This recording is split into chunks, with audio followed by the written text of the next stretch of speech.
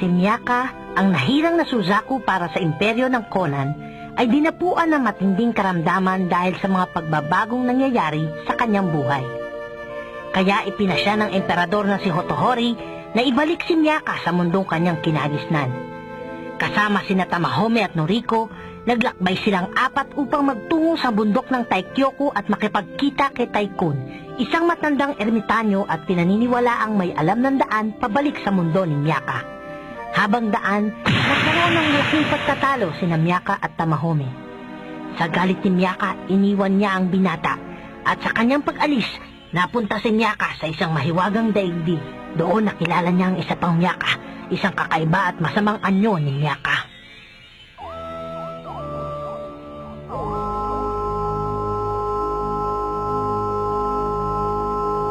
Buhay man ang kapalit. Ha? Ah! Para ka palang patay gutom kung kumain. Talagang kinahihiya kita. Sabihin mo sa akin, sino ka ba? Ako ay ikaw. Hindi mo ba nakikita? O sadyang mapuro lang utak mo? Anong sabi mo? Ikaw ay ako? Paano naman nangyari yun na ikaw ay magiging ako? Naman, nakakalito. Ah! Miyaka! Miyaka! Tamahome! Hindi ikaw ang kailangan nila. Maiwan ka na lang dito at kumain hanggang gusto mo. Teka, sandali! Ilabas mo ako dito! Ano ka, Hilo? Sana pinili mo na lang si Hotohori. Mas maigi pa siya kaysa kay Tamahome. Mahal ko si Hotohori at ako mag-aalaga sa kanya mula ngayon.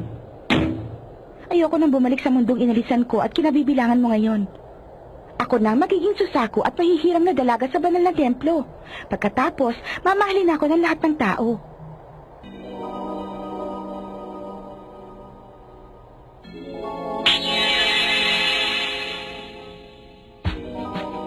Kaya dyan ka na lang muna at panoorin mo ko. Ha? Sandali! Huwag mo akong iwan! Ilabas mo ako dito! Walang nakakakita sa'yo at nakakarinig ng iyong tinig mula sa kabilang bahagi ng salamin, Miyaka. Kung ikaw nga ang tunay na Suzaku, patunayan mo. Subukan mong kumawala sa kapangyarihan ng aking mahika. Sino yan?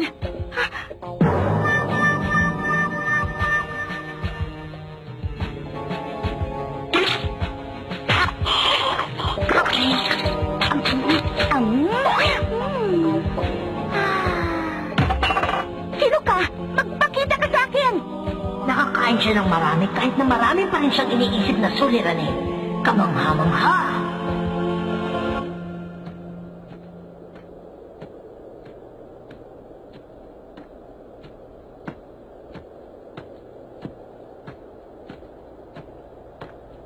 Nakita mo na ba siya? Hindi.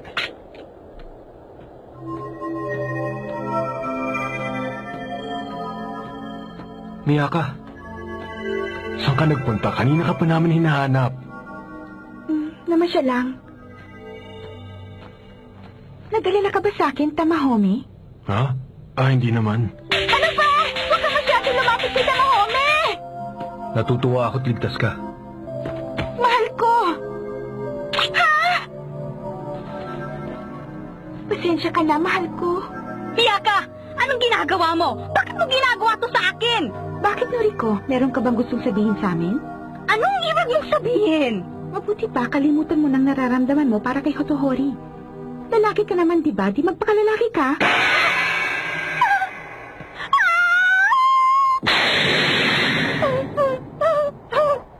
Ikaw?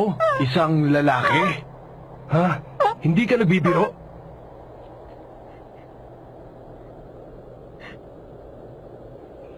Hindi mo dapat sinabi yan! Wala ba nakakalam na sikreto ko?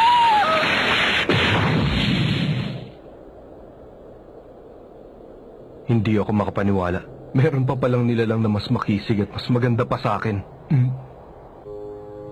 Hindi siya ang totoong ako, Tamahome Hotohori! Ano ba? Naman, hanggang ngayon ba hindi pa rin kayo nakakahalata?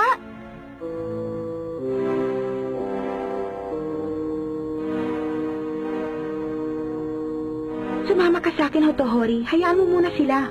May sasabihin ako sa'yo.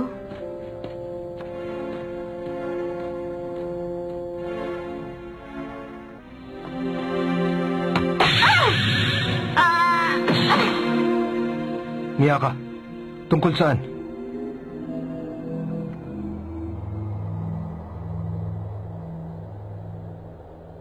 Kalimutan na natin.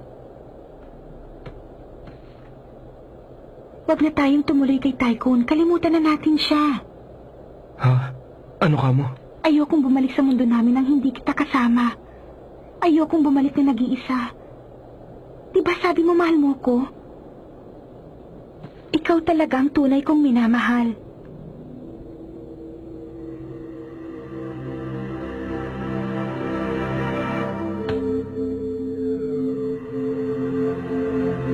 Hindi yan ang totoong Miyaka! Saklolo! Nilabas niyo ako dito!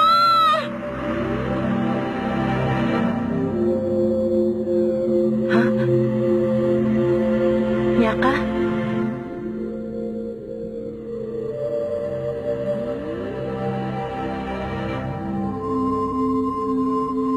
Sigurado ko, narinig ko ang boses ni Miyaka.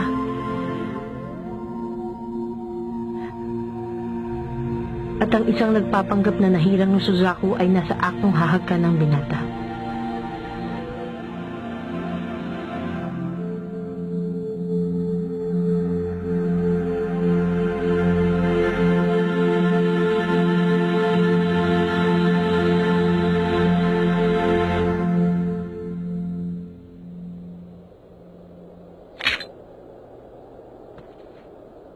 Sabihin mo, sino ka bang talaga?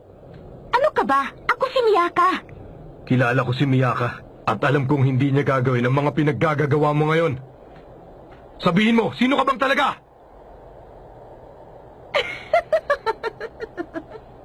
Mag-iingat ka sa kanya, Tamahome.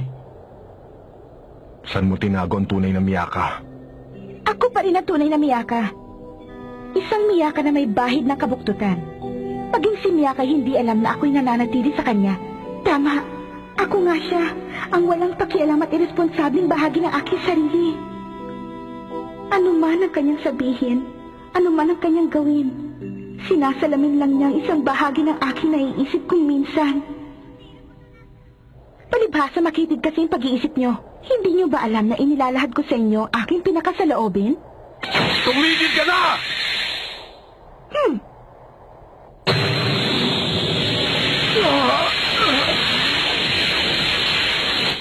Tamahome! Hatahori! Teka, unti-unti nang nawawala ang aking kapangyarihan. Ang salamin na ito ay humihigop ng inyong kapangyarihan at binibigay sa akin upang ako'y lalong lumakas.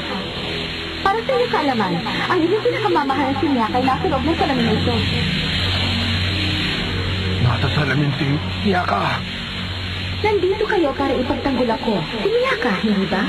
Wala naman sigurong masama. Kung mapapasakin ang inyong kapangyarihan para hindi na kayo napagod. Ano sa palagay mo, Miyaka? Tumigil ka na! Bakit hindi mo ko pigilan? Yari kung kaya mo. Binibini ng Suzaku ng Conan. Anong dapat kong gawin ngayon? Paano ko siya mapipigilan? Miyaka, Patunayan mong karapat dapat kang mahirang bilang Suzaku.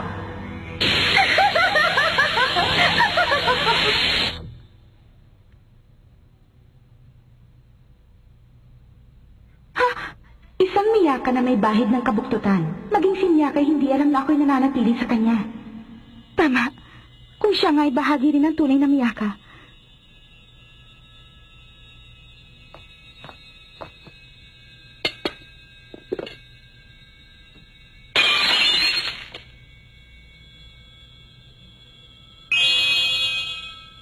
At siya'y nananatili sa akin. Kailangan...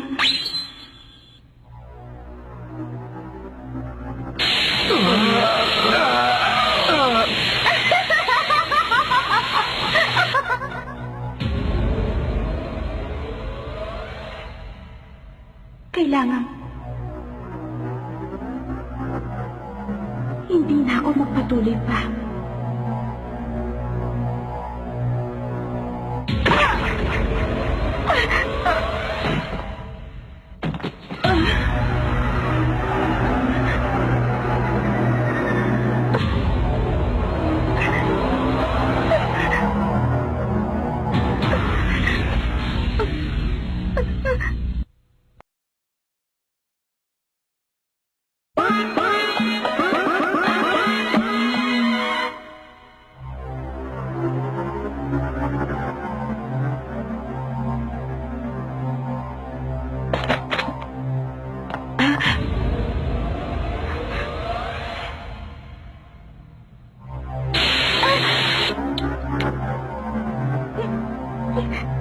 ka na!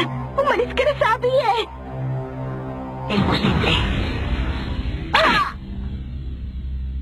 Alis na! Ah! Ano bang nangyayari sa akin? Ah!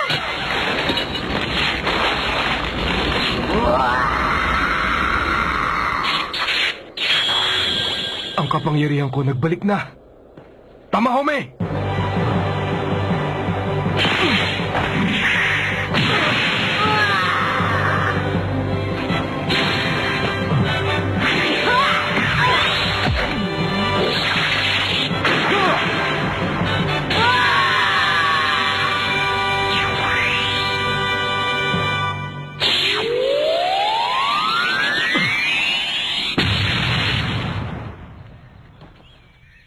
Noriko, Mabuti na lang at dumating ako para iligtas kayo.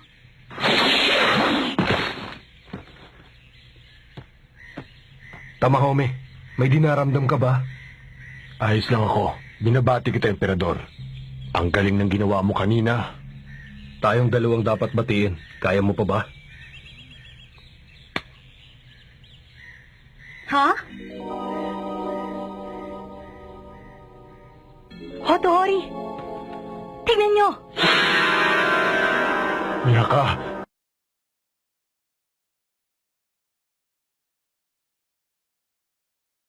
Ano nangyari sa'yo? Bakit siya nasugatan?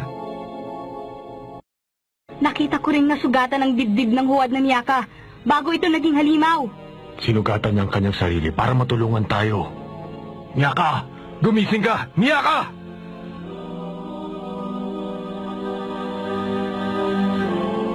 Miyaka! Miyaka! Gumising ka! Miyaka! Gumising ka! Naririnig ko ang mga boses nila. Nasaan ako? Ano bang nangyayari sa akin? Alam ko na, sinugatan ko pala ang sarili ko. Bakit niya nagawa ang ganon? Ngayon lang ako nakakita ng babaeng katulad niya. Nag-aaksaya lang kayo ng laway. Akala nyo ba sa katatawag nyo ng pangalan niya ay magpapagaling nyo siya? Pero hindi namin alam kung paano. Pwede ba? Tumalikod muna kayong dalawa. Ano bang balak mong gawin? Tatanggalin ko ang pang-itas niya para magamot ang sugat niya. Teka. Hindi ba lalaki ka rin tulad namin? Pusong babae naman ako. Ako na ang bahala dito.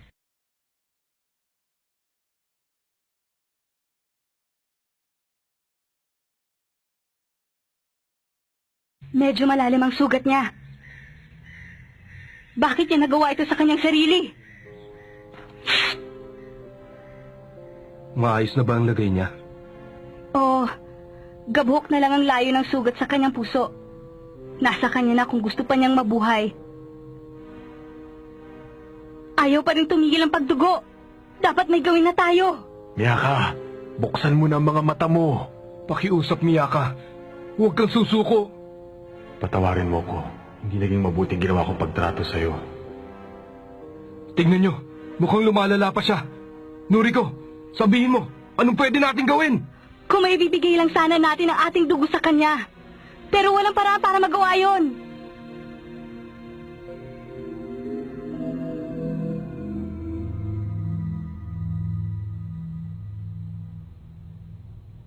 Wala na akong marinig. Wala na akong makita. Ganito pala kapag malapit yung mamatay. Wala man lamang akong nagawang kabutihan para makatulong sa mga taong kapuspalad. Naging maramot ako't nawala ng silbi.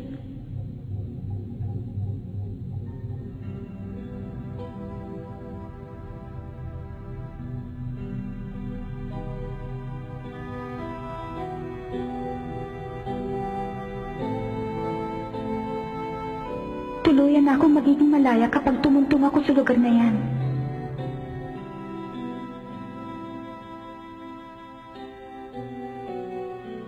Miyaka! Si Julie? Miyaka, saan ka ba talaga nagpunta? Ewan ko. Basta ang alam ko, naiwan ako sa mundong pinuntahan nating dalawa. Sabi na nga ba malalim ba ang sugat na ginawa mo sa iyong dibdib? Teka, Julie, paano mo naman nalaman? Miyaka, bumalik ka na sa kanila. Hindi ko kaya. Malakas ang kutob kong hindi na ako makakabalik sa kanila ngayon. Bakit hindi? Huwag ka munang sumuko! Bumalik ka para sa akin!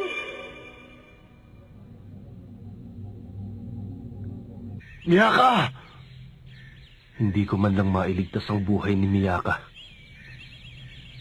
Napakalit pala ng kapangyarihan ng isang emperador. Gagawa ko ng paraan para makabalik ka sa kanilang mundo, Miyaka! Huwag ka munang sumuko! Sorry, Julie. Hindi ko na kaya. Maraming malulungkot kapag narinig ka nilang magsalita ng ganyan. Pakinggan mo sila! Wala ka bang naririnig? Ha? Hindi mo ba naririnig ang mga taong nagmamalasakit sa'yo ng gusto?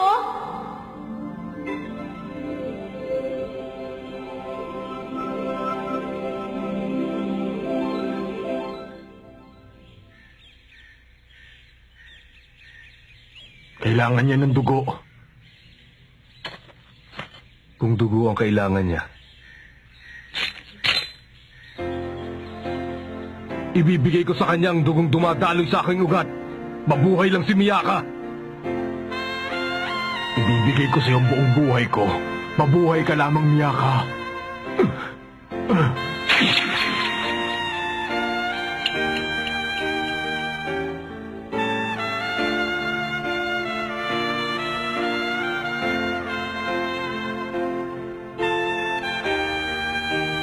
Miyaka, mabuhay ka!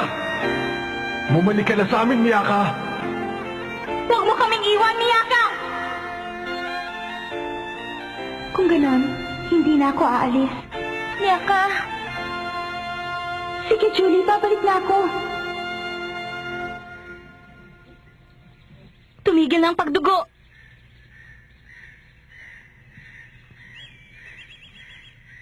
Miyaka! Tamahomi. Otohori. Noriko.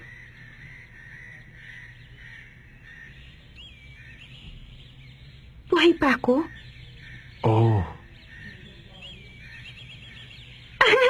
Oo, ikaw na nga yan, Tamahomi. Akala ko talaga iniwan mo na kami. Tinakot mo kami. Mabuti na lang. Ang isang katulad mo na may konting sayad tapos parang karpintero kung kumain, eh hindi talaga madaling mamamatay. Bleh! Wala ka pa rin pinagbago, Noriko. Hindi mo ba alam? Nag-alala rin sa'yo ng husto si Noriko.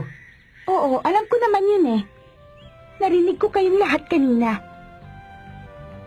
Alam ko rin na, utang ko sa inyo, ang buhay ko ngayon. Maraming salamat sa inyong lahat.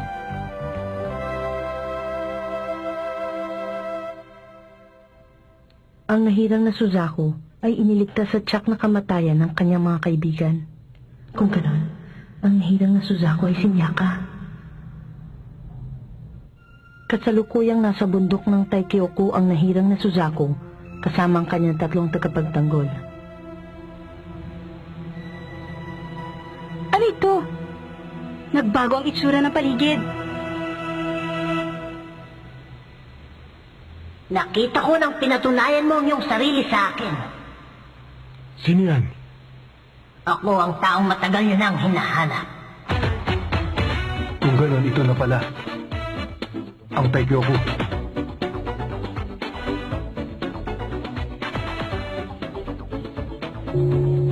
Maligayang pagdating niya ka. Hindi. Nahirang na Suzaku pala. Siya na ba si Taikun? Pinatunayan mo sa iyong 3 tagapagtanggol na ikaw ay karapat-dapat maging Suzaku at gayon din naman sila sa iyo.